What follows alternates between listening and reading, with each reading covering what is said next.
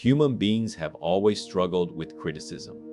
From childhood, we recoil at correction, we bristle at insults, and we defend ourselves instinctively when someone exposes our faults. Praise is sweet, but criticism burns. It strikes at our pride, our image, our longing to appear competent and admirable. For most people, critics are enemies to be silenced, avoided, or refuted. And yet the Stoics, with their peculiar habit of flipping common sense upside down, taught that critics are not to be hated but thanked. They are not curses but gifts, not stumbling blocks but stepping stones. The very words that sting may carry within them the seeds of growth, if only we have the courage to listen. Marcus Aurelius, Emperor of Rome, began his days not with fantasies of praise but with anticipation of conflict.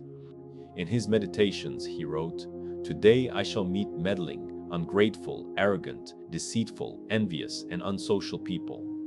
He did not write this in bitterness, but as preparation. Instead of resenting them, he reminded himself that such people act according to their understanding, and that his duty was to remain patient and just. In this daily exercise, Marcus revealed the first Stoic insight: critics will always exist. You cannot escape them, but you can choose how to respond. And the wisest response is not anger, but gratitude, for they provide training. Seneca, in his letters to Lucilius, sharpened the point. He warned against surrounding oneself with flatterers, calling flattery a poison that corrupts judgment. The man who has been told his faults is helped toward improvement, he wrote. In other words, a critic, even when harsh, does you more good than a friend who hides the truth. Praise comforts, but rarely corrects. Criticism wounds, but often heals. Better, Seneca argued, to feel the sting of truth today than the ruin of self-deception tomorrow. To despise critics is to despise medicine. Epictetus, perhaps the most radical of the Stoics, urged his students to test every insult. If someone calls you arrogant, he said, ask yourself honestly, am I arrogant? If yes, then the critic has done you a service, for they reveal the flaw you must correct. If no, then why feel injured? Their words are empty. Either way, you gain either correction or indifference. The insult harms you only if you choose to believe it has power. Epictetus went further. When anyone tells you that a certain person speaks ill of you, do not defend yourself but answer, "He did not know my other faults, or else he would not have mentioned only these." With humor and humility, he transformed criticism into a source of freedom. Why then should we thank our critics every day? Because they do for us what comfort cannot. Comfort lulls us into blindness. Praise feeds illusions. Silence allows weaknesses to grow unchecked. But criticism strips illusions away. It unsettles us, yes, but in unsettling us, it points to areas we would rather ignore. Your critics may be malicious, jealous, or mistaken, but their words still force you to confront yourself.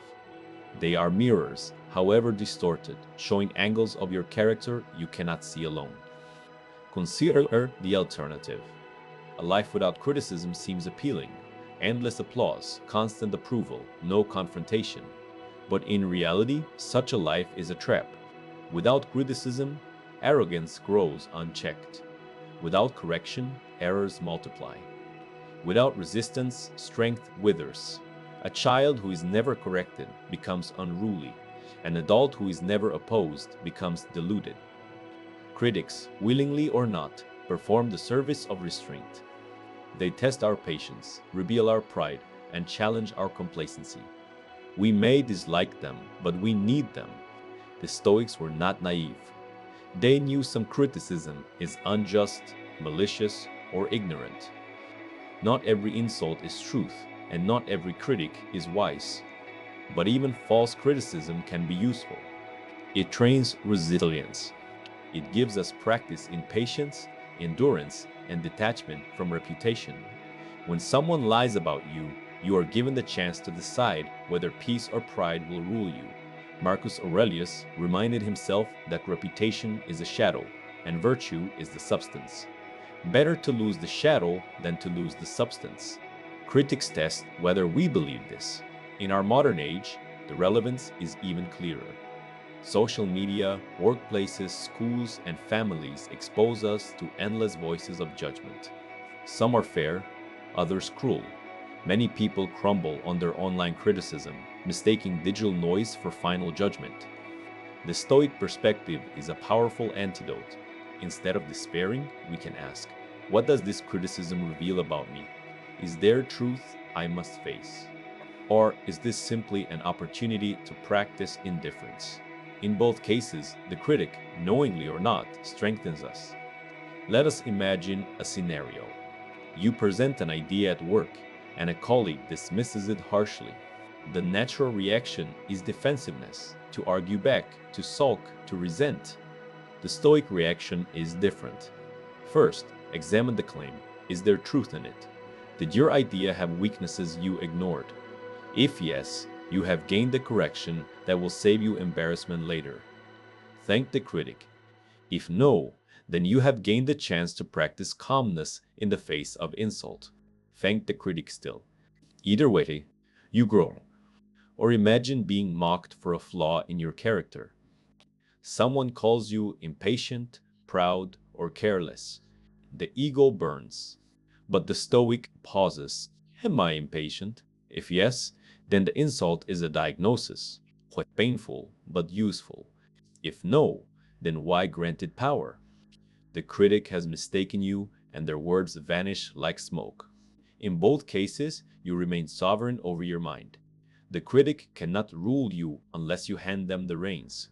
This is why the Stoics insist, thank your critics every day. Not once, not occasionally, but daily. For every day brings correction.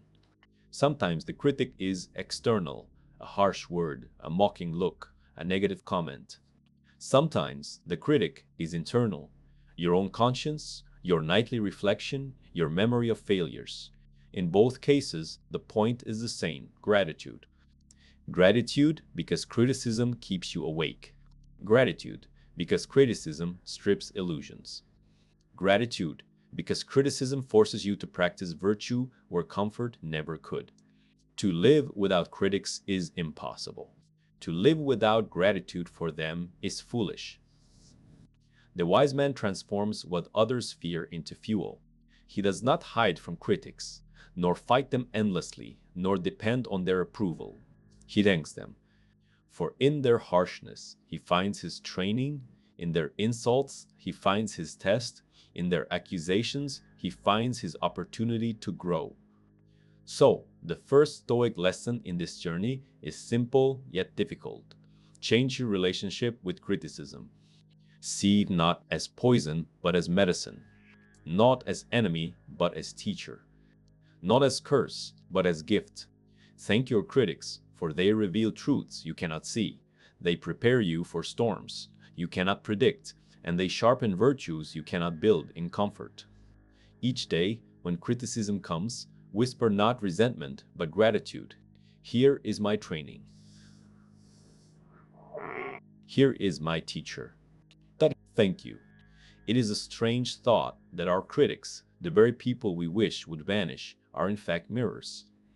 They reflect back to us the parts of ourselves we would rather not see. A friend out of affection may spare us the truth. A flatterer, out of self-interest, may inflate our pride. But a critic, even one motivated by envy or malice, often shows us something raw and unfiltered. Their words may be exaggerated, unfair, or cruel, yet hidden inside the harshness is often a clue. The Stoics teach us that to ignore such reflections is to walk through life blind. Marcus Aurelius reminded himself, if someone can prove me wrong and show me my mistake in thought or action, I shall gladly change. For I seek the truth by which no one was ever truly harmed. Notice the humility here. For Marcus, the critic was not automatically an enemy, but a possible teacher. If the words contained truth, he would accept them with gratitude, for to discover error is not to be humiliated, but to be corrected.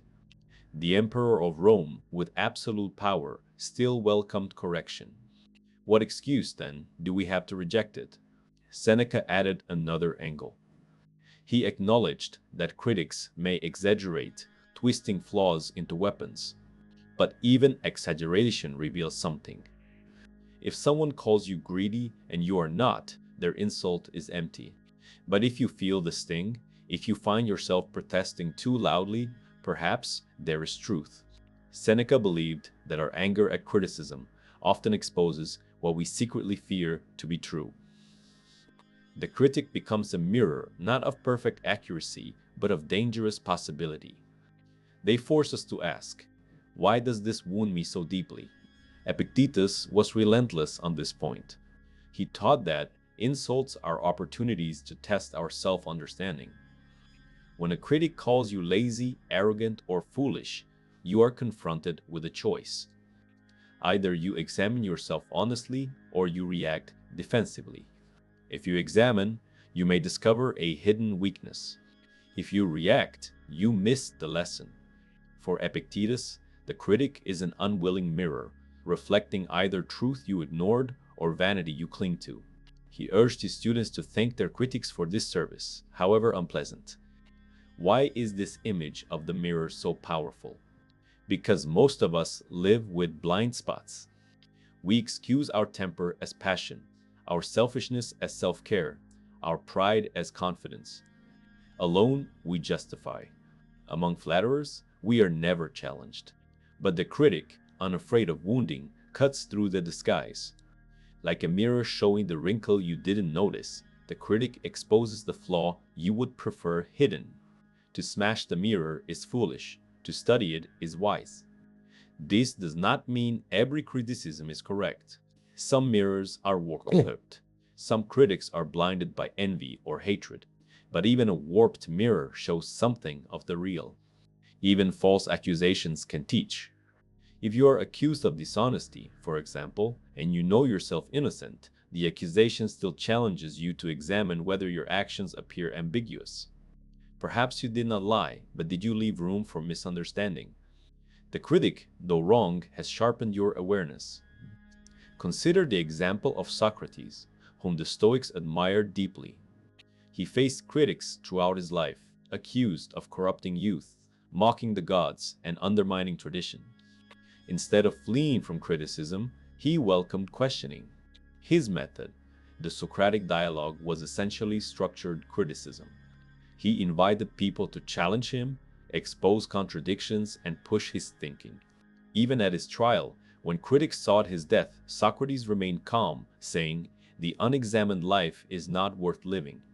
In this sense, critics gave him the chance to live the examined life to the fullest, even to the point of martyrdom.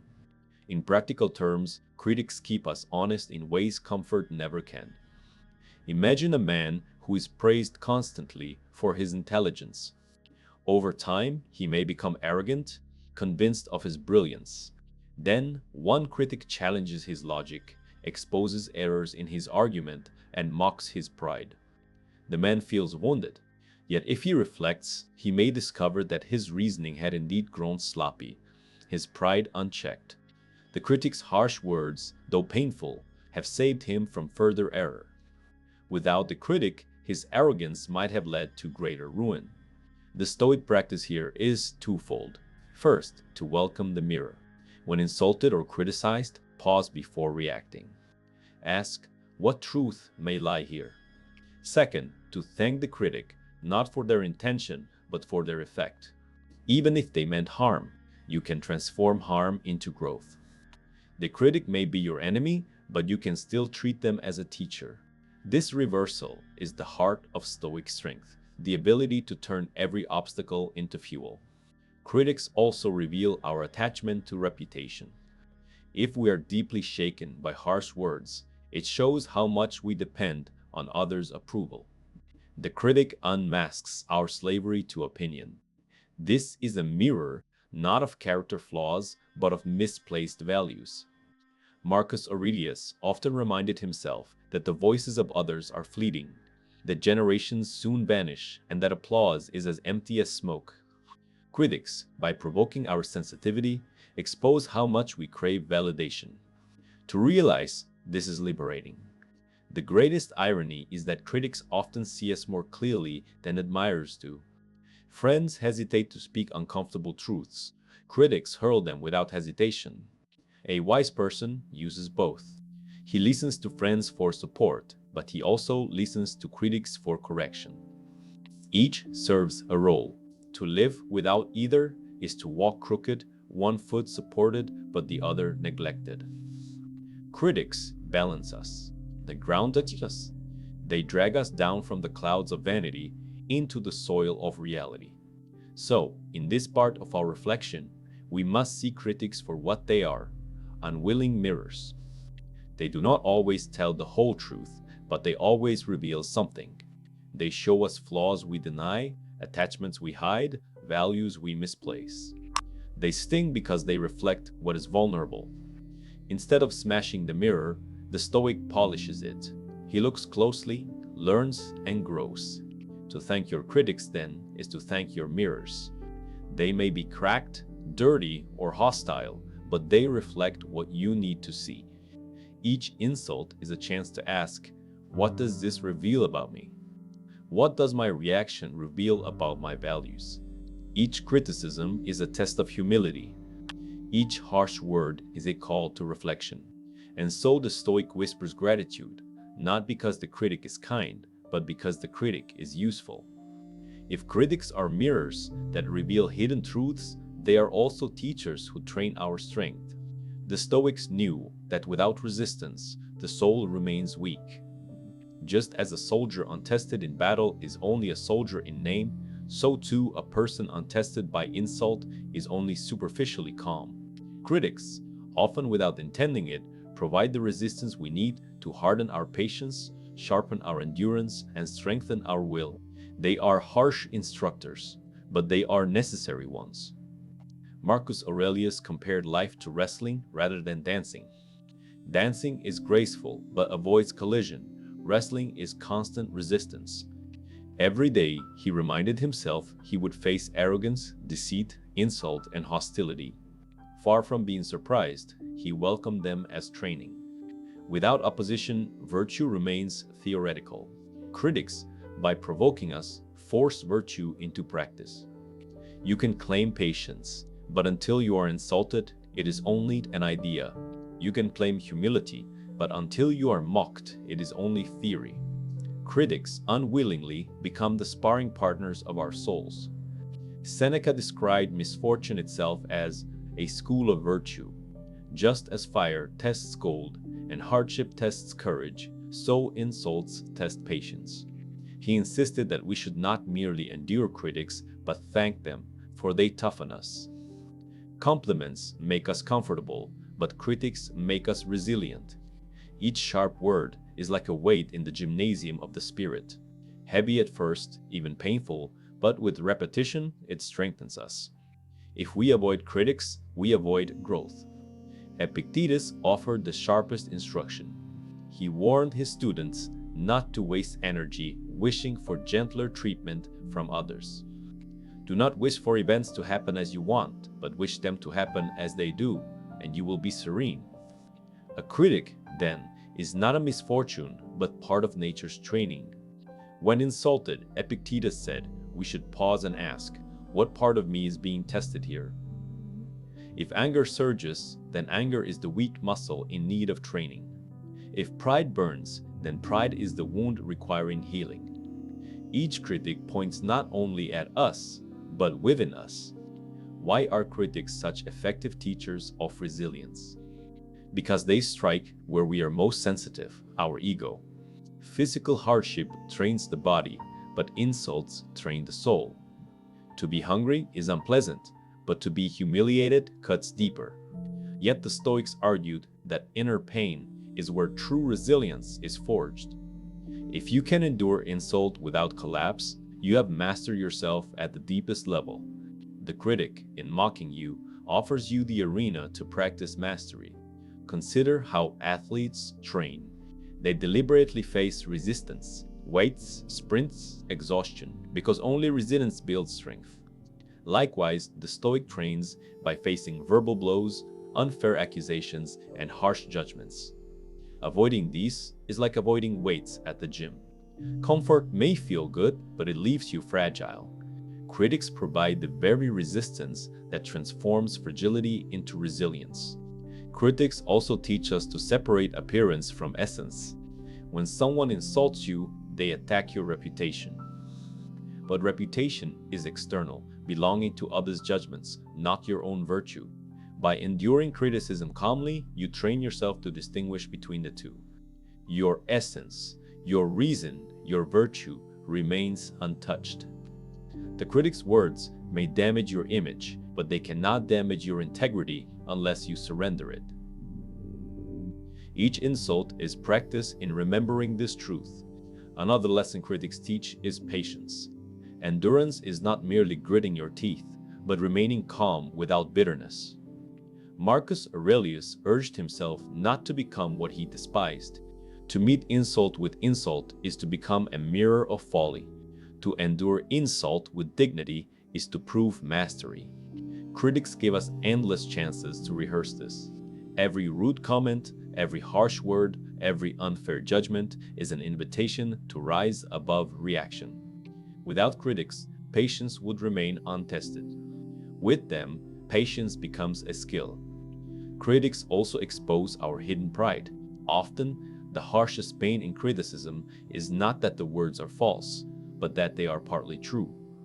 A critic who mocks your arrogance may reveal arrogance you ignore. A critic who calls you lazy may expose negligence you excused. Resisting such accusations is easy. Reflecting on them is difficult. Yet reflection transforms the sting into strength. By admitting truth, you grow. By denying it, you stagnate. Critics train resilience not only by insult, but by the humility they force upon us. The Stoics did not simply tolerate critics, they embraced them as part of life's curriculum. Imagine a student who resents every difficult problem, who only wants easy answers. Such a student remains ignorant. Life is a school, and critics are some of its hardest problems. We may resent them, but they teach us what no flatterer ever could.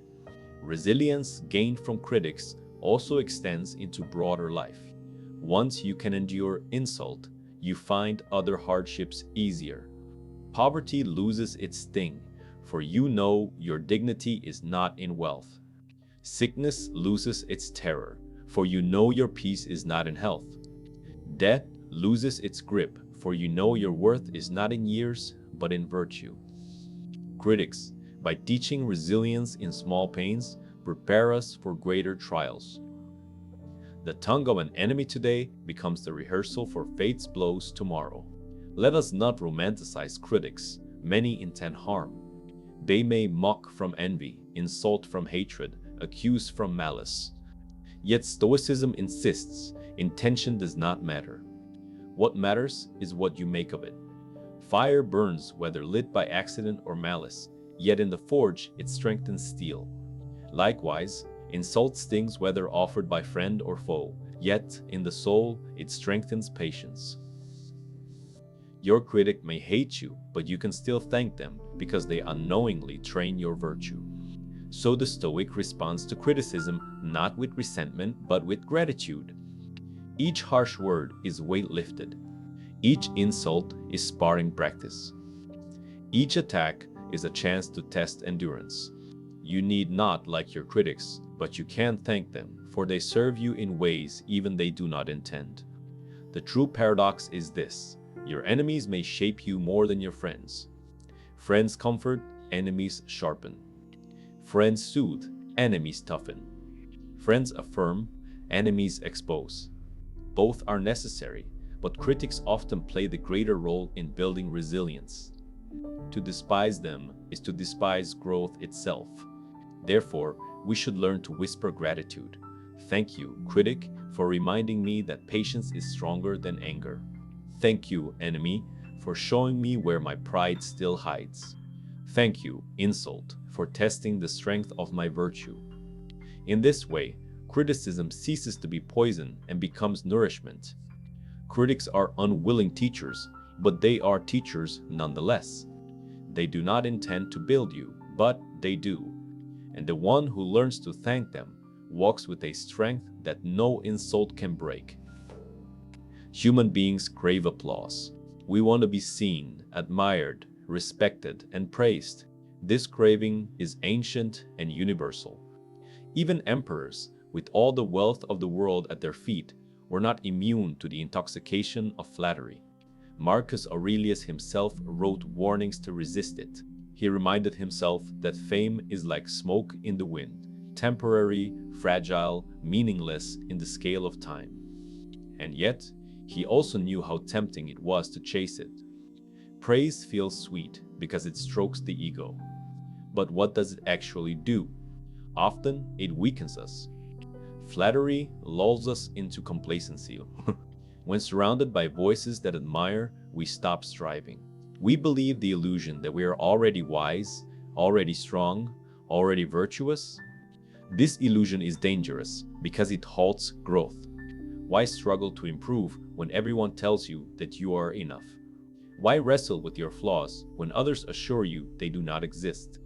Praise may comfort, but it rarely transforms. And this is where critics, ironically, perform a vital role. They stand as guards against vanity. Seneca was blunt on this point. He warned Lucilius not to trust flatterers, saying that the man who praises you to your face will also slander you behind your back. Praise, he argued, is often motivated by self-interest. A flatterer tells you what you want to hear so they may gain favor. A critic, however, has no such disguise. Even when harsh, they often tell you what others dare not. In this way, critics protect you from the illusions of constant approval. They break the spell of vanity. Epictetus sharpened the lesson. He told his students that reputation is beyond our control, and to base our happiness on it is slavery. A critic, then, by attacking your reputation, exposes whether you are free or enslaved. If one insult destroys your peace, you were never truly confident. You were merely addicted to approval. The critic reveals this addiction. Instead of resenting them, you should thank them for exposing your chains. For once you see the chains, you may break them. Imagine a ruler who hears nothing but flattery. His advisors, eager for favor, tell him every decision is wise, every action brilliant. Without critics, he drifts into arrogance, blind to errors, deaf to warnings. History is filled with such rulers, emperors, kings, leaders who fell not because of enemies but because of sycophants. By contrast, a ruler with honest critics is safer. Their harsh voices, though unpleasant, keep him grounded. They are the guards that protect him from self-destruction. The same is true in our personal lives. In modern society, we surround ourselves with likes, comments, and followers, digital applause. It feels empowering, but it often inflates the ego and hides flaws. Critics, whether online or in person, interrupt this illusion. Their sharp words cut through vanity, forcing us to ask, am I truly as wise as I believe? Am I as virtuous as I claim? Or have I been seduced by approval? Critics remind us that applause is not reality. Reality is virtue, effort, and truth. Marcus Aurelius knew this intimately. Despite being emperor, he constantly reminded himself of mortality. Alexander the Great and his mule driver both died, and the same thing happened to both, he wrote. Criticism was one of the reminders that his crown did not make him infallible. Those who mocked him or opposed him forced him to stay humble. Without them, he risked becoming a tyrant blinded by vanity. Even an emperor, he realized, needed critics as guards. Critics also teach us humility in a subtler way. When someone mocks us, our pride screams. We want to shout back, prove them wrong, restore our image. But in that very moment, the critic has revealed our vanity, our desperate need to be admired. The sting of insult is proof that our ego is inflated. By enduring the insult without retaliation, we train humility. By thanking the critic for exposing our vanity, we weaken pride's grip. Seneca encouraged this practice by deliberately seeking modest living. When others mocked his voluntary poverty, he was reminded how easily people equate worth with wealth. Their mockery became a mirror of society's illusions, but it also became a guard, warning him against falling into the same trap. Critics, by scorning what we value too highly, keep us from confusing appearance with essence. Another way critics protect us from vanity is by reminding us of impermanence. Praise fades, reputation shifts. Today's admirers may be tomorrow's enemies. Critics embody this truth vividly. They refuse to let us believe the lie that applause is permanent. By existing, they balance the intoxication of praise. Each harsh word whispers, "Do not build your worth on reputation, it is too fragile." In this sense, critics are like time itself, dismantling illusions, reminding us of mortality. Critics, then, are guardians of our growth. Without them, we risk drowning in vanity, lulled to sleep by applause. With them, we remain awake, forced to examine ourselves, to stay grounded, to remember that virtue matters more than approval. They may not intend this service. Most critics seek only to wound, but the Stoic transforms their malice into medicine. The critic tries to tear down, but in truth they guard us from illusions far more dangerous than insult. So how do we apply this lesson? Each time criticism arrives, pause before reacting. Ask, what illusion of vanity is this attacking? What pride is being exposed? What chains to reputation are revealed here? Then, instead of resenting, whisper gratitude. Thank you for reminding me that I am mortal, imperfect, still a student. Thank you for keeping me awake when flattery would have lulled me asleep. Critics are not pleasant guards, but they are effective ones. They stand at the gates of our soul, breaking vanity, resisting illusion, reminding us that only virtue is stable. To hate them is to hate our protectors. To thank them is to embrace the training that keeps us free. Now some exciting news. Our channel now offers a members club. By joining it, you'll unlock exclusive benefits, deeper content dives, and personal insights. Join us on this journey, and let's build a meaningful life together. And I also humbly ask you to leave a comment, as it helps my channel immensely. If you do not know what to comment, just write "better every day," so I know you reached this far. And don't forget to subscribe for more content like this.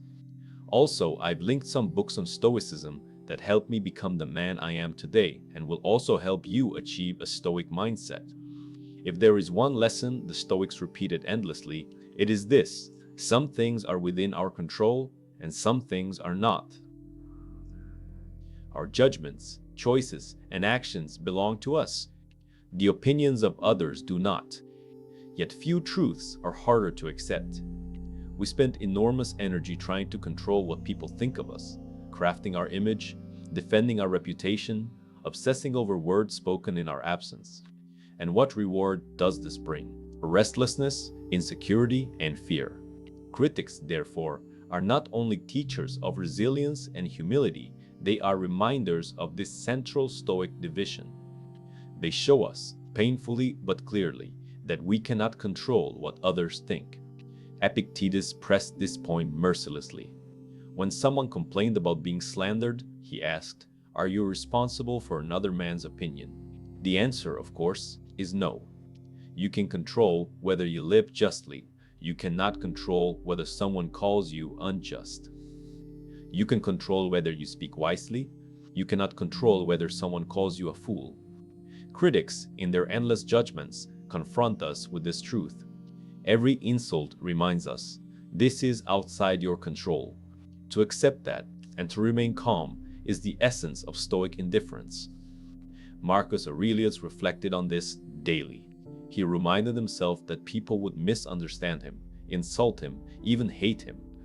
But he also reminded himself that their opinions do not touch his soul. If they are right, he wrote, then I should change. If they are wrong, then why be troubled? Acceptance here is not passive resignation, but active clarity. Either criticism helps you improve, or it is irrelevant. Either way, peace is possible. Critics become instruments of that peace if we learn to thank them instead of fight them. Seneca added nuance. He admitted that reputation has practical value. It can protect us from danger, open opportunities, and influence others. But he warned never to let reputation define worth. The crowd admires riches, honors, office, and power, he wrote, but they are all empty. To base confidence on reputation is to base it on sand. Critics, by damaging reputation, strip away illusion and force us to confront what truly matters. They remind us that honor is not in the mouths of others, but in the choices of the soul. This is why critics are so valuable for practicing acceptance. Without them, it is easy to imagine we are free from attachment to opinion. But let a harsh word arrive, let a rumor spread, let an enemy mock, and suddenly our peace is gone. Critics reveal how attached we still are. They show us where indifference is still theory rather than practice. By enduring them, we rehearse acceptance. Each insult is a test. Will we fight for control over what cannot be controlled, or will we release it? Imagine this scene. Someone spreads lies about you. The instinct is panic. You want to explain, defend, clear your name. Perhaps you succeed, perhaps not. Either way, your peace is fragile, tied to the shifting minds of others. The Stoic response is different. Examine yourself. Is the accusation true? If yes, correct yourself. If no, let it pass. Do not waste life chasing shadows. The truth remains, even if unseen. Critics give us the chance to practice this serenity daily. There is also a deeper layer. Critics train us to accept not only opinions, but the very unpredictability of life. For what is criticism if not another form of fate? You cannot predict it, you cannot prevent it, you cannot erase it. Like storms, critics will come whether you wish it or not. The wise man does not waste time wishing for a world without storms. He strengthens his roof. Likewise, he does not wish for a world without critics. He strengthens his mind. This acceptance is not weakness, but strength. It frees us from slavery to reputation. It liberates us from endless anxiety about what others think. It allows us to walk steadily, whether praised or mocked. Critics, though they intend to wound, actually offer us this freedom. Each insult is a reminder that peace does not depend on applause, and dignity does not depend on reputation. Each attack is an invitation to anchor yourself in what cannot be taken. The Stoics loved to practice voluntary acceptance. Seneca wore rough clothing to accept mockery. Epictetus accepted poverty and chains as his lot. Marcus accepted mortality, writing that even emperors vanish into dust. Critics are simply another arena for this practice. To be insulted and remain calm, to be slandered and remain steady, to be mocked and remain dignified, this is the rehearsal of acceptance. Critics give us daily opportunities for this rehearsal. Why resent them? Better to thank them.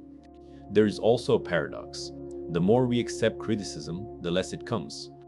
People are drawn to those who are unshaken, who do not lash out in defensiveness, who remain calm under fire. The very composure that critics train us to develop becomes a shield. Like Marcus's image of the rock against which waves break, we learn to stand still until the storm exhausts itself. In this way, critics train not only our inner peace, but our outer authority. Modern life makes this lesson urgent. With the rise of constant feedback, online comments, performance reviews, casual judgments, we are bombarded by critics. Many despair under this weight. But the Stoic perspective turns the barrage into practice. Each comment is a chance to ask, is this within my control? If not, why give it power? By reframing critics as instruments of training, we transform a world of noise into a school of resilience. To thank your critics, then, is to thank them for reminding you of what is and is not yours to control. They strip you of illusions, test your acceptance, and force you to practice indifference. Each insult, each judgment, each harsh word is a daily drill in freedom. And freedom, for the Stoics, is the highest good. So, the next time a critic speaks, do not curse them. Whisper instead, "Thank you. You remind me that my peace is my own, not yours, to give or take. You remind me that acceptance is strength, and that serenity is possible, even when the world disapproves." Critics are teachers of acceptance, whether they know it or not. And in thanking them, you become free. Critics are rarely welcomed, yet they often perform a service our closest friends cannot. Friends comfort, support, and encourage us. They remind us of our worth when we doubt ourselves. But critics, even unwillingly, reveal truths that friends may never dare to speak. They expose weaknesses, but also, paradoxically, highlight strengths we may not recognize. This is why the Stoics, who placed self-knowledge at the heart of philosophy, saw critics as hidden allies. They strip away illusions not only of grandeur, but also of limitation. Marcus Aurelius often reminded himself that philosophy was about knowing one's own mind. His daily meditations were not written for praise, but for self-clarity. Critics, in their way, provide another form of meditation. They force us to look at ourselves from the outside, however harshly. An insult, though unpleasant, is a perspective. It asks, "Is this how I appear? Is there truth in this view?" Even if exaggerated, the perspective reveals something valuable. Critics act as mirrors, yes, but they are also windows, offering us glimpses of how others perceive us and sometimes of strengths we have overlooked. Take the example of a person called stubborn. At first, the label wounds. Stubbornness sounds like a flaw. But upon reflection, you might discover that what critics call stubbornness is, at its core, resilience or conviction. What one person calls arrogance, another might call confidence. What one calls weakness, another might call compassion. Critics highlight extremes, but within those extremes often lies a hidden strength awaiting balance. If you examine criticism wisely, you do not only see flaws, you uncover virtues misinterpreted. Seneca taught that insults should be dissected carefully. If someone calls you greedy, ask yourself if there is truth. If none, then the insult is empty. If some, then you have discovered a weakness to work on. But even beyond flaws, criticism reveals values. A critic who mocks your humility may, without intending, confirm that you are indeed humble. A critic who scorns your integrity may reveal that you refuse to compromise. In these moments, critics highlight not only weaknesses, but the very strengths that annoy those who prefer conformity. Epictetus offered perhaps the most radical use of critics as guides to freedom from self-deception. He taught that the true danger is not the insult itself, but our reaction to it. If we are disturbed, it reveals attachment. If we are calm, it reveals progress. In this way, critics are hidden examiners of our soul, grading our practice without our permission. They test us daily, whether we like it or not. Their accusations, fair or not, reveal how far we have come in mastering anger, pride, and fear. They show us, in real time, our level of growth. Modern life provides endless examples of this. Online comments, workplace reviews, even casual remarks from strangers, each is a test. Some sting because they reveal genuine flaws, impatience, arrogance, distraction. Others sting because they misinterpret virtues, discipline mistaken for coldness, confidence mistaken for arrogance, compassion mistaken for weakness. But in both cases, critics perform the same service. They show us what we could not see alone. Whether they reveal flaws to correct or strengths to claim with humility, they deepen self-knowledge. This is why the Stoics urged us not to run from critics. To flee criticism is to flee from truth. To silence critics is to silence teachers. To despise them is to despise the chance for self-knowledge. Even malicious critics can be useful, for malice itself reveals something. It may show us where we are envied, where we threaten mediocrity, where we challenge comfort. An enemy's hatred may confirm that we are living with integrity, for corruption rarely praises virtue. Consider Socrates, who lived constantly surrounded by critics. He was accused of corrupting youth, of mocking tradition, of undermining the gods. These criticisms were meant to condemn him, yet they also revealed his strength, his refusal to conform, his courage to question, his devotion to truth above popularity. His critics became the unwilling heralds of his virtue.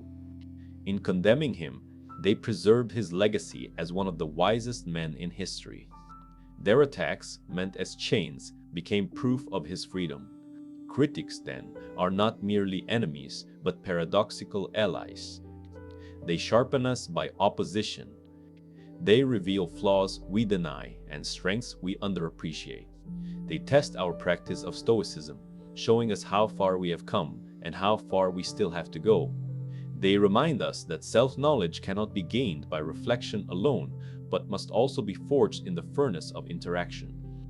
Alone, we may excuse ourselves endlessly. In the presence of critics, excuses collapse. The Stoic task is to embrace this paradox, to thank critics not only for their honesty but also for their hostility. For even hostility reveals something about us, that we have provoked thought, challenged comfort, or resisted conformity. To be criticized is proof of life. As Marcus Aurelius noted, if no one opposes you, perhaps you are not truly living according to reason. Critics confirm that you are visible, active, engaged. Their resistance is often the shadow cast by your integrity. The art, then, is to listen without slavery. Do not believe every criticism blindly, but do not reject it blindly either. Ask, what does this reveal about me? A law to correct, a strength to refine, a virtue to defend. In this way, every critic becomes a guide.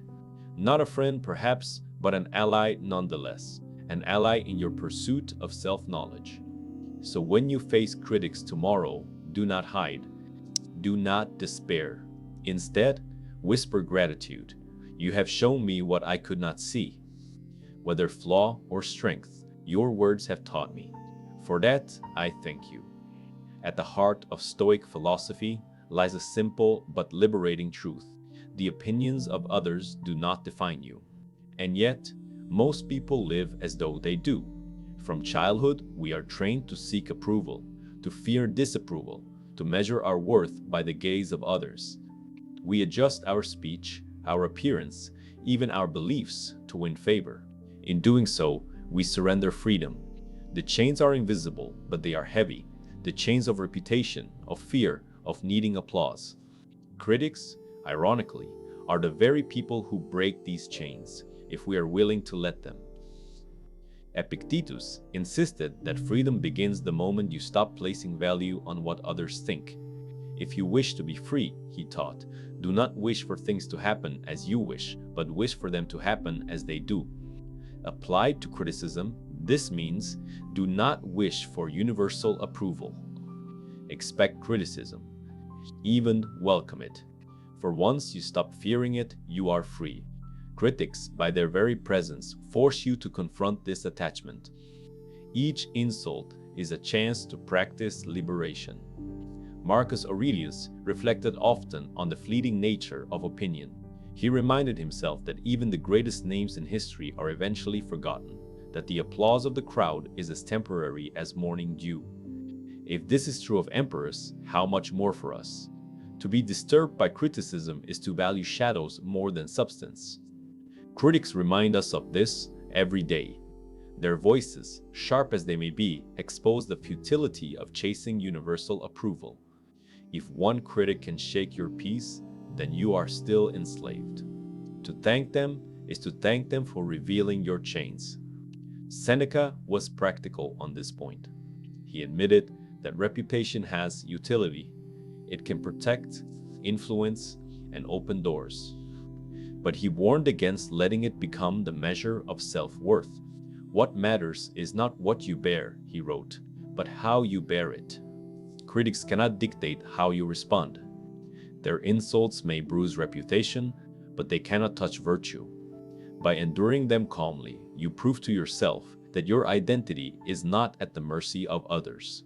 Critics, therefore, are like drills in freedom, testing whether your sense of self rests on applause or on integrity. Consider a person who constantly adjusts their life to please others. They dress, speak, and act according to the tastes of the crowd. Their confidence is fragile, for it rests on shifting sands. Then critics arrive. Harsh words break their illusion. They realize they cannot please everyone. No matter how carefully they perform, someone will mock or scorn. This realization, though painful, is liberating. For if universal approval is impossible, why chase it? Critics, in tearing down our illusions, offer us the first taste of freedom. There is a deeper paradox. The more you stop needing approval, the more respect you actually gain. People are drawn to those who are calm under fire, steady under insult, unshaken by opinion. The very composure trained by critics becomes authority. Marcus Aurelius compared it to a rock. Waves crash, foam rises, but the rock stands still. In time, even critics grow weary, for nothing is more disarming than indifference. To thank your critics, then, is to thank them for training you into this unshakable presence. This independence from opinion is not coldness.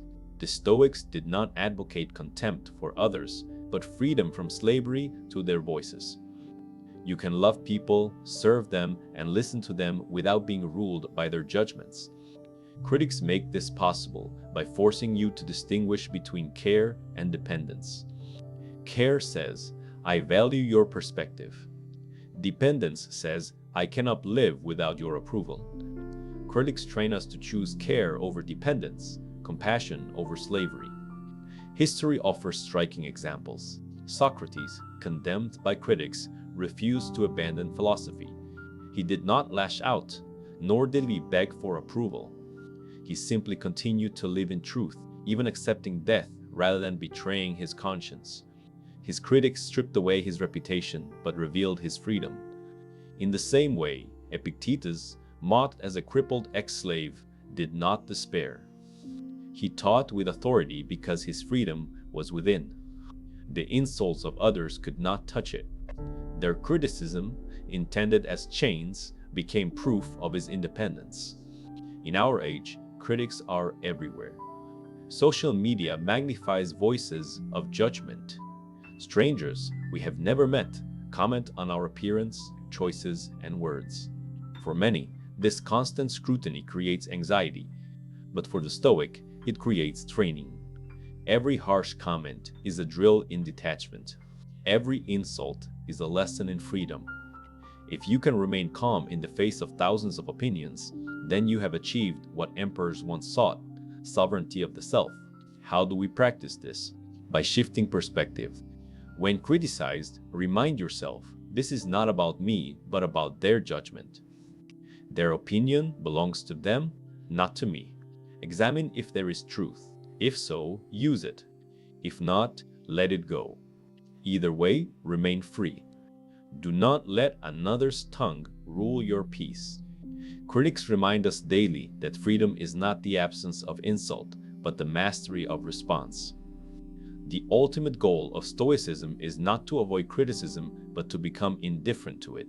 Not with cold arrogance, but with serene clarity. Critics, in their endless supply of judgments, give us the chance to rehearse this daily. Each insult is an invitation to step closer to freedom. Each accusation is a reminder that your peace is your own responsibility. Thank your critics then, not for their kindness, but for their usefulness. They unknowingly serve as the blacksmith's hammer, shaping your soul into iron. And so the paradox stands. Your critics, the ones who seem to limit you, are the ones who free you. By attacking your reputation, they force you to detach from it. By wounding your pride, they reveal its weakness. By opposing your choices, they remind you that your will is yours alone. Without critics, you might never learn this freedom. With them, you can become untouchable. So whisper gratitude. Thank you for reminding me that I am not your opinion. Thank you for teaching me that my worth does not depend on your praise or your scorn. Thank you for giving me the daily training to be free.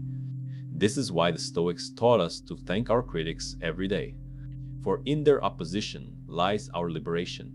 When we look back over the Stoic tradition, one truth stands out with striking clarity. Philosophy is not about comfort, but about clarity. The Stoics did not seek an easy life, free from pain, insult, or opposition. They sought freedom, strength, and wisdom. And for this, they needed not only friends, but also critics. Friends soothe, but critics sharpen. Friends encourage, but critics challenge. Friends strengthen love, but critics strengthen resilience. Without both, growth is incomplete. This is why the Stoics could say, paradoxically, that we should thank our critics every day. From Marcus Aurelius, we learn that critics are inevitable. Every day brings difficult people, and every day brings the opportunity to practice virtue. Instead of resenting them, Marcus prepared himself to welcome them as training partners. His meditations remind us that the critic is not a surprise, but a certainty.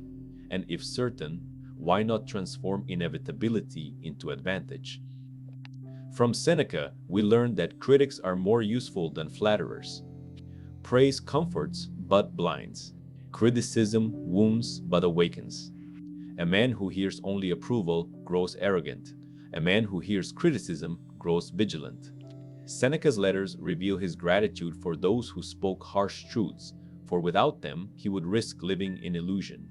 Critics, then, are guards who protect us from vanity. From Epictetus, we learn that critics are the perfect test of philosophy. Anyone can claim calmness in silence, but can you remain calm when insulted? Anyone can claim humility in theory, but can you endure mockery without retaliation? Epictetus taught that insults reveal our level of mastery. Each critic is a hidden examiner, grading us in patience, clarity, and freedom. Their words sting, but their lessons liberate. And beyond these three great Stoics, history itself testifies to the value of critics. Socrates was condemned by them, yet their condemnation preserved his legacy as a man who chose truth over safety. Epictetus lived mocked as a cripple, yet his critics could not prevent him from teaching freedom. Marcus Aurelius was opposed even as emperor, yet his dignity under opposition became part of his greatness. Their critics tried to destroy them, but instead immortalized them. The critic, without intending it, often builds the very strength they wish to tear down. So why should you thank your critics every day? Because they give you gifts no one else can. They act as mirrors, revealing flaws you deny. They act as teachers, training resilience you lack. They act as guards, breaking vanity before it consumes you. They act as examiners, testing your attachment to opinion. And they act as paradoxical allies, showing you both your weaknesses and your hidden strengths. Without critics, you would grow complacent, arrogant, blind, and fragile. With them, you grow humble, vigilant, resilient, and free. The final lesson, then, is gratitude. Not the shallow gratitude of words, but the deep gratitude of perspective. To thank your critics is not to pretend their words do not hurt. It is to see beyond the hurt to the growth it provokes. It is to realize that insult cannot damage virtue, that mockery cannot destroy integrity, that slander cannot weaken truth. What critics attack is reputation. What they sharpen is character. This daily gratitude can take many forms. At night, like Seneca, you may reflect, what did my critics reveal today? Did they expose impatience, pride, or fear? Did they show me where I still cling to reputation? Did they reveal a strength I had overlooked? Each reflection transforms the sting into wisdom. In the morning, like Marcus, you may prepare, today I will meet criticism. Some of it will be fair, some unfair. Either way, it will train me. Let me meet it with calmness, humility, and gratitude.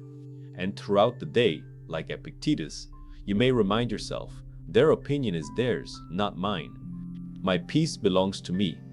Gratitude for critics is, in truth, gratitude for life itself. For life is full of resistance, opposition, and difficulty. To thank critics daily is to rehearse the broader Stoic art, turning every obstacle into opportunity. The critic is just one form of obstacle. To despise them is to despise the forge in which strength is made. To thank them is to embrace the forge, to welcome the fire, to see in every spark the shaping of your soul. The world today gives us critics in abundance. Online, in workplaces, in families, voices rise against us, sometimes fair, often not. We cannot silence them all, nor should we, for they are part of nature's training ground. Each insult, each harsh judgment, each mocking word is another weight to lift, another lesson to learn, another mirror to study. To live stoically is not to escape them, but to use them. And once you learn to use them, you no longer fear them. So let this be the closing reflection. Thank your critics every day. Thank them for showing you your flaws before they ruin you. Thank them for training your patience before life's harsher blows arrive. Thank them for breaking your vanity before it consumes you.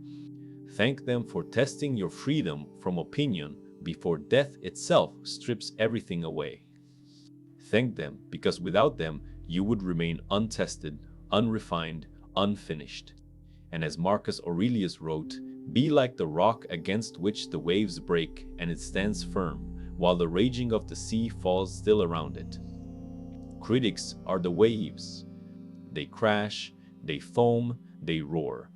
But you, if you practice gratitude, humility, and virtue, will stand like the rock, unmoved, even thankful for the waves that polish your strength. To live away is to live free. To thank your critics is to thank life for every test. And that is the essence of Stoicism. Now, if any part of this message has been helpful to you, leave us your like and comment, helping the algorithm recommend it to someone who needs it at this time. Don't forget to subscribe so you don't miss new videos. And if you look through the videos we've already uploaded, you're sure to find something to take with you. Have a good day.